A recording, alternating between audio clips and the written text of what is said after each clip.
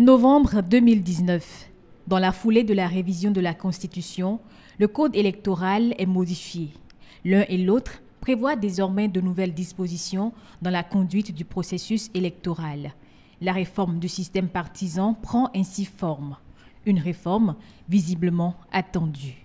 Cet appel au changement a rencontré le leadership d'un président de la République qui a fait les mêmes constats. Et c'est de là que la réforme a pris corps et s'est installée. Cette réforme, on attendait il y a très longtemps. La conférence nationale a eu lieu il y a quand même une trentaine d'années, non?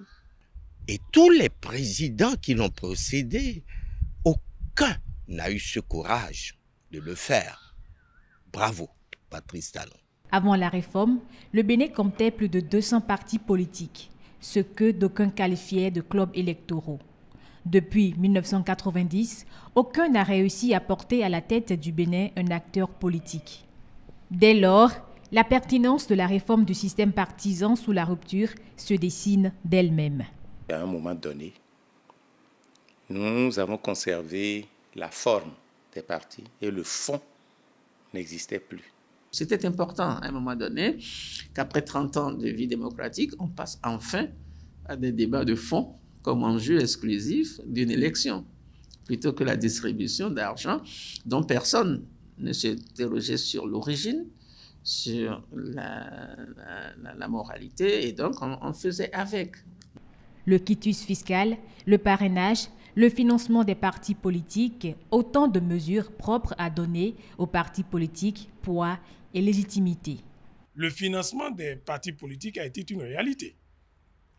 Et ce financement des partis politiques doit être contrôlé, doit être audité, parce que l'argent public qui servira à financer les partis politiques doit permettre à terme de faire émerger une nouvelle classe politique consciente et patriote et orientée vers les valeurs républicaines. Ensuite, on a retenu le statut de l'opposition, parce qu'un parti qui est de l'opposition et qui a des moyens d'exister ne trouve plus que ce soit un scandale que de rester dans l'opposition. Il pense qu'il a les moyens de travailler.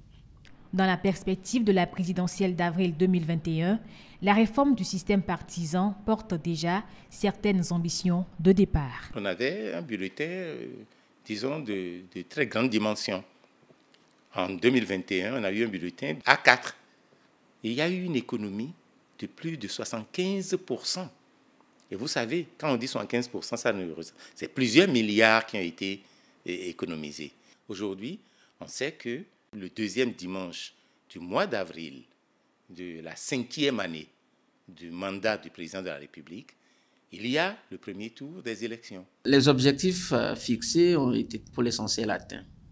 La seule difficulté qu'il faut relever pour le regretter, c'est le fait que la classe politique ne s'y est pas mise totalement dans ces réformes. Pour les acteurs sociopolitiques, certains aspects de la réforme pourront être analysés à l'épreuve du temps ou des contextes sociopolitiques. Ceci afin de la rendre plus pertinente et plus universelle.